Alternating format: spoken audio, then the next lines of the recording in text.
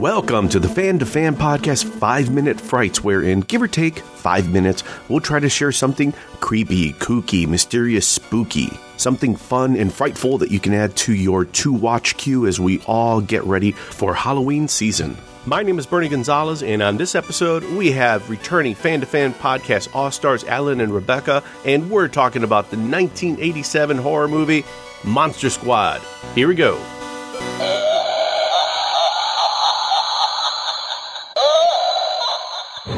The monsters are alive. There's a monster in my closet. Ooh, big scary monster! And plan to end the world. Something's out there and it's killing people. Now, only these kids We're the Monster Squad. What's a squad? It's like Miami Vice, I think. can stop them. Man Squad, man! A classic for your inner child. The fan favorite. The Monster Squad. Come on. 1987. Fred Decker, Shane Black wrote it. It's which is interesting. Fred Decker wrote Night of the Creeps, which almost is an honorable mention on my list. And the writer of it, Shane Black, went on to do like Lethal Weapon and Lethal Weapon 2 and a ton of action movies, very popular hit action movies. But Monster Squad is this 1987 kids Halloween horror vehicle. Basically tells the tale of a group of kids who are huge horror movie fans, right? And it's Andre Gower is one of the children. He's probably one of the best known of the very not well known cast. And I think one of the guys, Rudy, is from Kids Incorporated, which we talked about.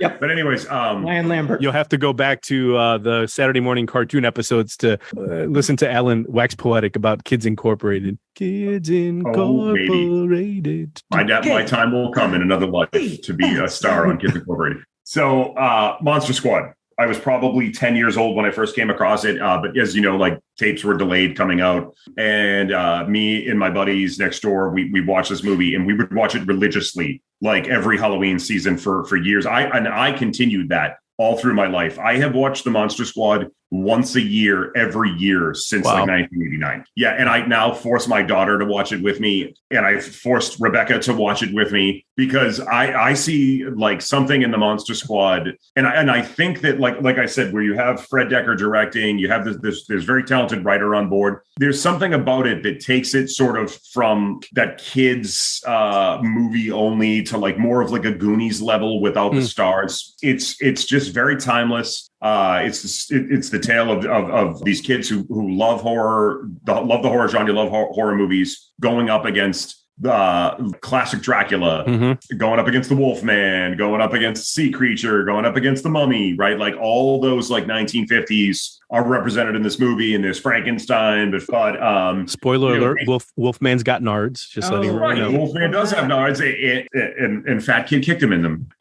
His name is Horace. My name is Horace with a shotgun. I mean, it's only in the 80s that you get kids carrying shotguns. I want to be a kid walking around the center of town, taking on classic horror movie villains with weapons. I got to ask this question, though, because this was a movie that for me, along with Fright Night, I discovered more recently, like probably certainly in the last like 5 or 6 years. And there's a theory that my friends have that I think is kind of true, that there's some movies that we grew up with that may not always translate if you discover them later. And with Monster Squad and Fright Night, they're movies that I did not watch growing up. But when I saw them, I was like, how could I have missed these? And I'm wondering with Rebecca, you and your daughter having seen Monster Squad, and I'm going to guess that you had not seen it growing up. Of course not. Does it hold up? Because Alan, like you said, you've got your reminder every October to watch this movie, but does it work? Yes, absolutely translates. I mean, for our daughter, for sure. She's 10 and it works for her. She's in that realm. I love her so much. She does enjoy creepy things for sure. We did, as Alan mentioned before, The Evil Dead 2. I remember when she was younger, she snuck into the living room and in the corner was watching it. And she like has this wonderful way of understanding that it's a movie. So she doesn't get scared by things. And she just enjoys the creepiness of it. So she loves the Monster Squad, and it doesn't matter that it's that old. I remember when she asked us, were things in color when you were like life? She was asking if life was in color. Legitimate question, I guess. Yeah. But the movie definitely still translates and works, and she enjoys watching it. So that's awesome. That's got to say something for what it is and what it did. And there's so few, I think, kids horror movies.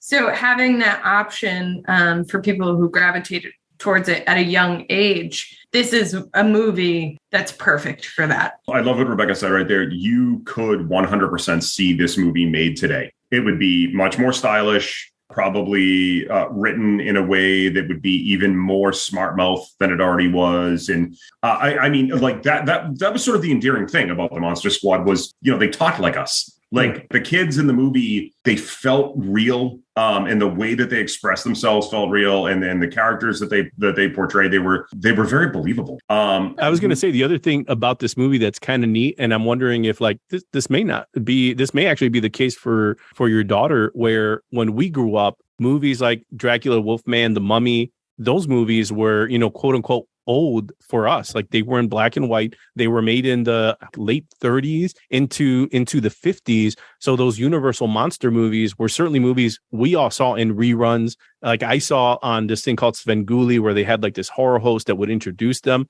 But even to me, they felt a little old. And I'm wondering if, like with Monster Squad, one of the things that makes it that much more appealing is for someone like your daughter, maybe this is her introduction to the Universal monsters. This is how she knows this is Frankenstein. This is the creature. It's not the creature. But now if you told her like, hey, here's this guy, it's like, oh, is that the thing from the Monster Squad? You're like, no, but more or less, you got it. Yeah, you didn't have to see those movies, but in a way you kind of did. The scene with the kid who has the monster in his closet, opens the door and he goes, all monsters get out. He's not looking and the monster's just standing there. And the kid's like, what the fuck is right there? It's just, I mean, it's so cute, but it's also for a kid. And we did show our daughter early enough that she saw it before animated movies, Adam Sandler. Hotel Transylvania. Yes. Yeah. So, a lot of kids know those creatures through that. We had shown her Monster Squad first. So she had an introduction before that, which I'm very happy about.